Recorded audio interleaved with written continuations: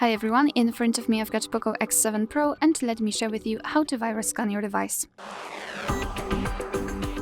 So all we have to do to virus scan our device is to simply enter the security. This is the pre-installed app which is on this device, so no worries, just find it and tap on it, and then choose security scan. Give all the permissions it needs, and as you can see, your device will right now scan itself, the payment environment, privacy and security, and any kind of viruses. And after that, your device will show you the information whether everything is alright or not. And as you can see, in my case, everything looks good, but of course your device will inform you whether something is wrong, so if it found any kind of viruses or problems, like for example the software updates, etc. So you will be able to take some actions to secure your device.